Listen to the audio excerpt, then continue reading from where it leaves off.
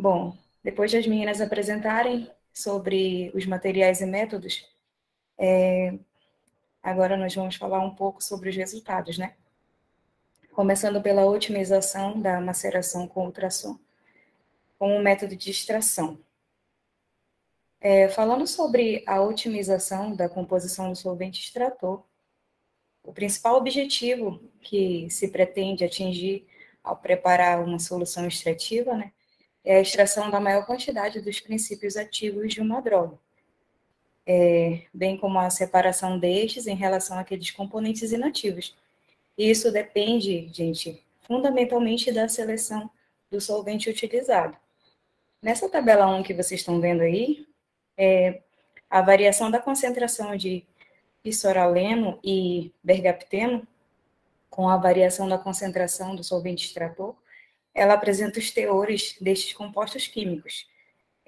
Através dos dados apresentados aí nessa tabela, vocês podem observar que a simples variação da concentração do etanol utilizada como solvente altera o poder dissolvente para as substâncias em estudo.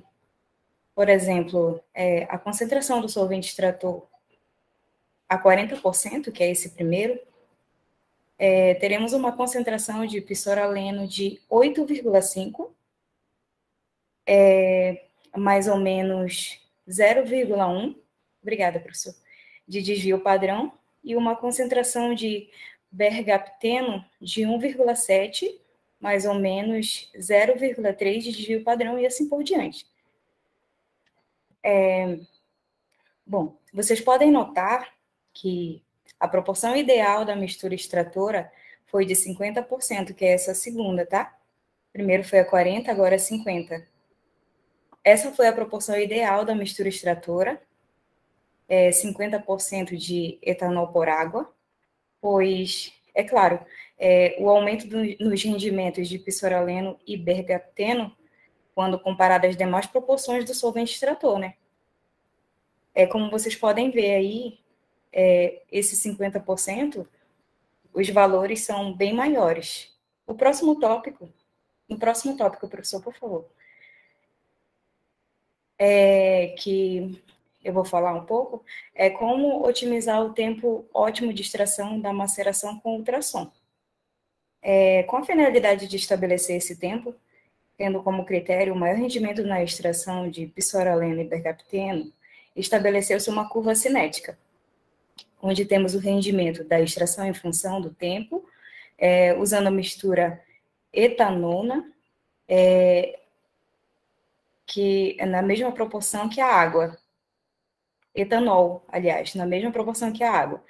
Através dessas curvas apresentadas nas figuras 1 e 2, como vocês estão vendo, notem que o tempo de extração melhora o rendimento do processo, tá? Mas é importante considerar, gente, que a escolha do tempo de extração, ela deve ser racional. Como assim racional? Porque quanto maior o tempo de exposição dos compostos ao ultrassom, maior a possibilidade de ocorrer a degradação dos mesmos. Além de, ao final do longo do período, se obter o resultado semelhante em rendimento, né, ao obtido em períodos mais curtos. Bom, em ambos os casos, da figura 1 e 2, dessas duas figuras, verifiquem que a partir de 30 minutos, o ganho de massa em relação ao aumento de tempo foi muito pequeno.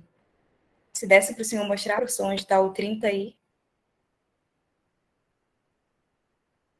Dá para ver? Sim, obrigada. O ganho de massa em relação ao aumento de tempo, ele, né, foi muito pequeno. Vocês podem olhar na curva que ela está praticamente estável depois disso. Portanto, foi optado por esse tempo, né, como sendo o tempo ótimo de extração por maceração com ultrassom. Na